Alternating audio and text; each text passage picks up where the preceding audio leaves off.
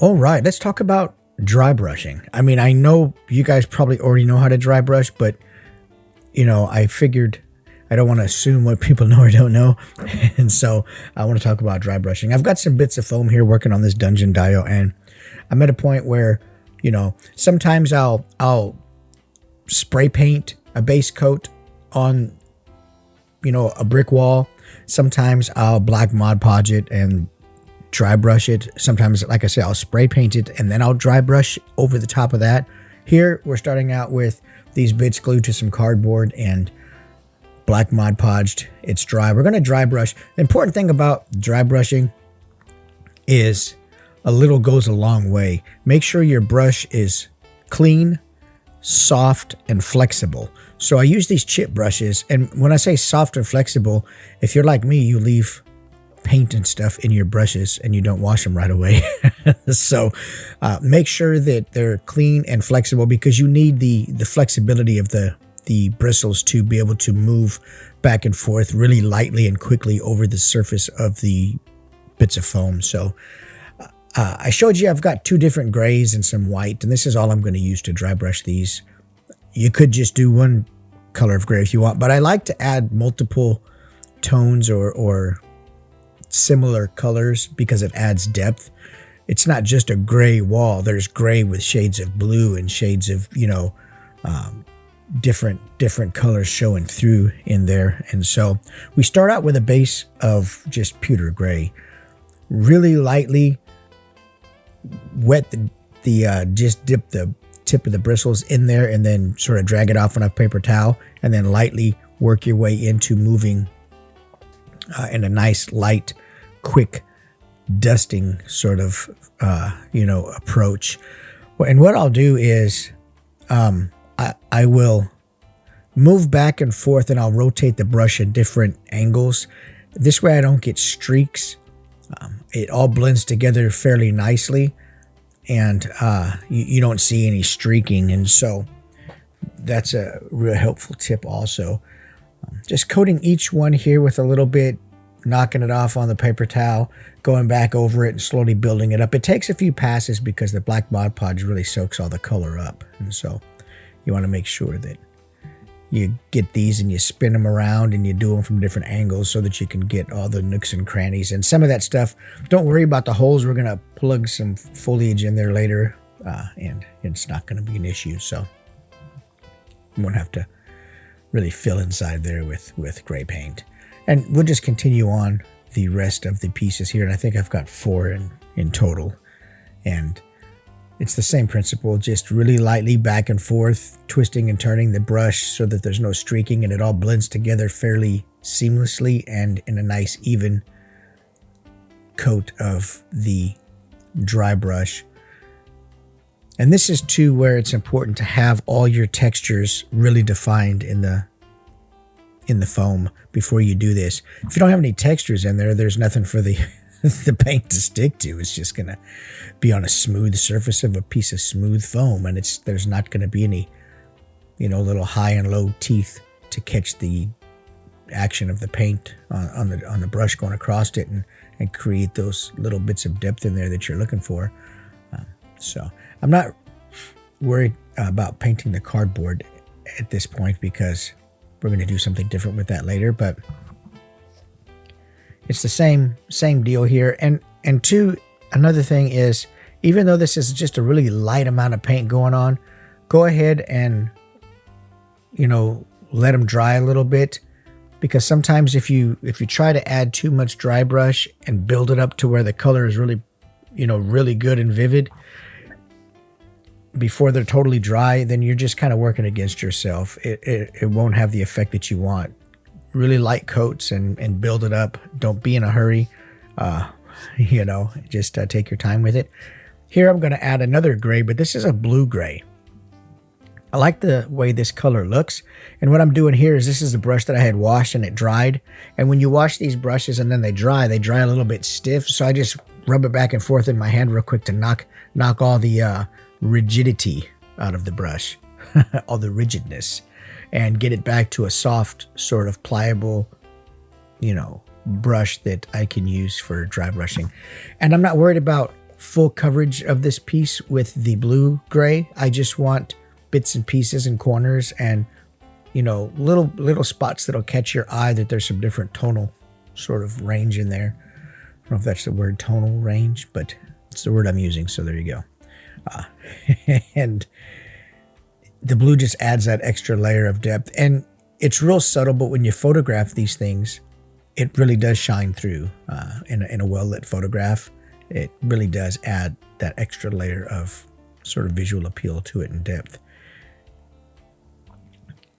And there's my banners. If you haven't done so, you know, like and subscribe on YouTube. Follow me on Facebook, you know, Etsy. I sell a lot of stuff on Etsy, TikTok. You can support me on Patreon if you want. Also, if you're watching this on Patreon, I appreciate your support. And if you're watching this on YouTube and you're not a Patreon member yet, then get over there and check it out, man. It's a cool way just to get some behind the scenes stuff and some digital files and tips and photography stuff. So anyway, now to the highlights. If you want to ruin this piece right away, then put too much white on your brush. It will ruin it right away. The white is so strong that, you know, it will grab on there and it'll look instantly horrible. So really knock the white off on a paper towel really well. And you saw me drag it along the bottom of the cardboard just to be extra sure.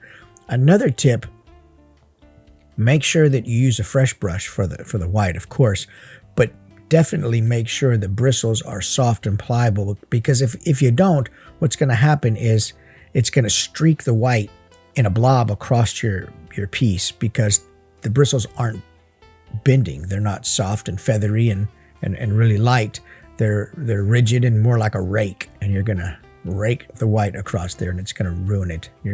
I mean, you can fix it. You can just go back through there with some gray, but it's just a step you don't need to do if you make sure that your brush is pliable in the beginning. And look what the white does to this. It just really brings it out. All of a sudden, bam, you can see the definition in each brick, and you can see something for your eye to grab hold of and break up the gray and blue. And it just gives it that extra little bit of pizzazz. If I can steal a word from Scarface, I just got done rewatching Scarface. It's pizzazz. Anyway, flair, pizzazz. Let's go ahead and fix. Well, I'm not going to say fix, because I made these jaggedy and raggedy and uneven and stuff with holes in them on purpose, because I knew I was going to be putting some, you know, bits of dry grass and dust, some turf builder and stuff in there. So let's go ahead and apply the turf builders and some of this grass in there. And I'm just going to use, you can use a watered down glue. You can use a full on, full force, powerful glue, undiluted, if you wanted to, but it's not really that important. We're putting on such a little bit, and I actually, when it's a watered down glue, I don't like really what it does to the turf builder. It sort of like soaks it a little bit, and I'm not really a fan of that. The way I do it here, you can just put your turf builder on there, and the glue is still moist enough. It's going to suck the turf builder into it. So you want to put quite a bit of the turf builder on top of it. And then later, once this dries, you can go over the whole thing with an aerosol Mod Podge, and it's going to stick it all on there also and keep it, you know, keep it from flaking off or, you know, rubbing away.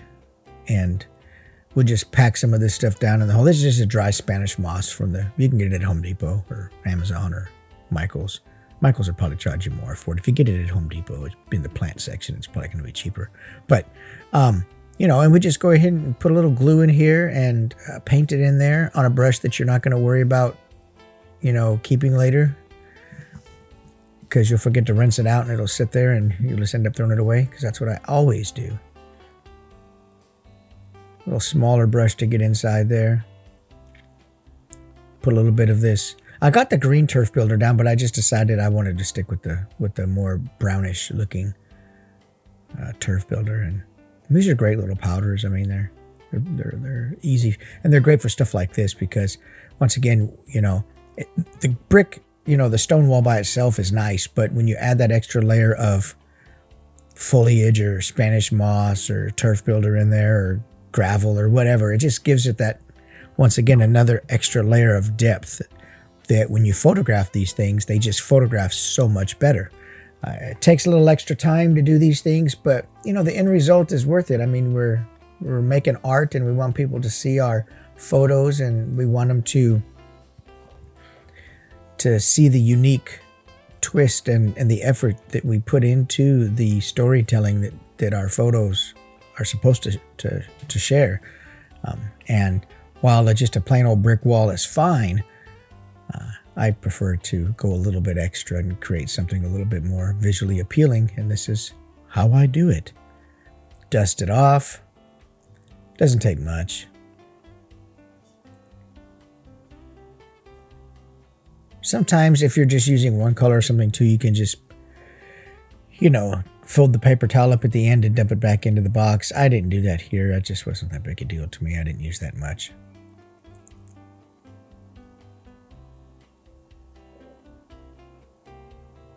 Sprinkle, sprinkle.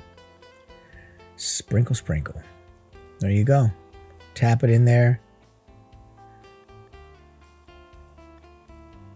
Knock it off, and then that glue will dry invisible, so you won't see the white, and it'll be nice and pretty. If the wall in my backyard looked like that, it'd be time to get a new one. But here in diorama world, we want it to look decrepit. We don't want it to look new. Isn't that something? Who wants a new wall in a diorama? Nobody wants that. We want age and texture and story. Have your wall looking like that, the HOA is going to come by and be like, hey, you need to tear that down. I'm not a member of an HOA, thank you, but that's just an example. I would not be a member of an HOA. But that's a totally different subject, so let's talk about brick walls. And these tweezers are nice because they have the rounded end where I can just sort of shove stuff in there. It's a nice smooth end, and it works great for pressing bits of stuff down into these cracks. All right, now let's address the cardboard. So normally I would create this base layer on a piece of XPS foam, but I had bits of cardboard laying around, and the bricks were bits of brick. So I was using scrap material. I wanted a real low profile piece, and so I used cardboard, and that's fine. But the problem with that is that you see the corrugated edges, and I'm going to be photographing these things from the front. So I want to hide the fact that it's cardboard and cover up those corrugated bits in there where the two, pieces of cardboard come together. In the middle, there's that corrugated bit, and I want to hide that. So what we're going to do is, you can do this a couple ways. You don't want to use anything too moist, because then your cardboard will begin to buckle and look weird and do funny stuff. I use this AK Terrains product, and it does have a bit of moisture in there, but you can spray Mod Podge your piece first, or you can go through there with a little clear Mod Podge first if you want to. But I like the AK Terrains product because it's pre-mixed. It's perfect for this. I can just pack it down into those holes and let it dry, and it creates a concrete texture. I mean, it really is a fantastic product. The problem with it is that, first of all, it's expensive.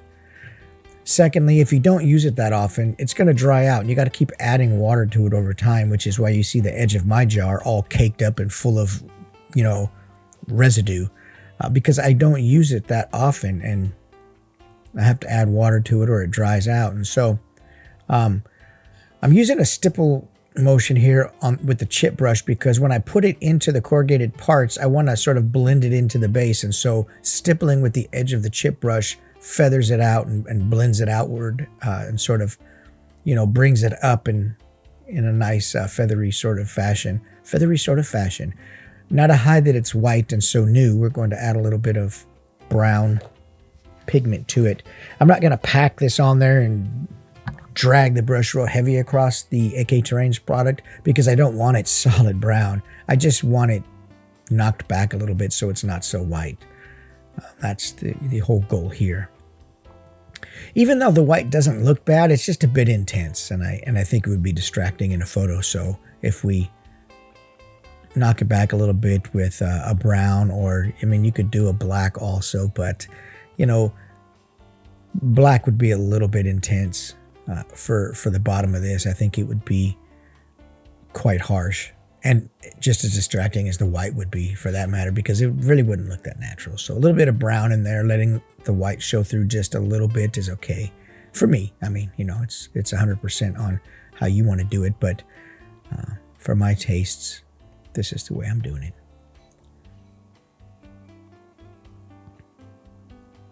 And in the end, like I say, we'll blend this here with a chip brush and sort of feather everything out. Normally I would spray my pigments with an isopropyl, but I don't need to here because we're going to feather it out and it's going to stick just fine, and I'll spray it with an aerosol Mod Podge anyway and seal everything up in the end, so you won't even be an issue. All right. Let's get another brush that doesn't have white paint on it and is nice and pliable. There we go. See, knock those edges back. Keep them soft, real light. Blend that brown into the bottom there. There you go. Super easy. And like I said, you guys probably know how to dry brush already, but a lot of people don't. You know, so hopefully this will help some people. Give you some tips and hints and things to look out for. As humans, we tend to overcomplicate stuff. Well, the harder it is, the more I feel like I've done something. But this is dry brushing. It doesn't need to be hard. It's not hard. Don't make it hard. And there we go. 4 pieces of foam that look like bits of brick wall. Let's put them up on the dungeon and take a look real quick and see. Here we go. Boom. This is how they look. The brown's still a little bit harsh. I'll probably knock it back a little bit also. But anyway, hope you like this dungeon as it's coming together. If you haven't done so, like and subscribe. Follow me on YouTube, TikTok, Facebook, Instagram. And check out my website, insightfulimagery.com, where you can buy all kinds of cool 3D printed props and STL files. Support me on Patreon. The link will be in the description. Take care, folks.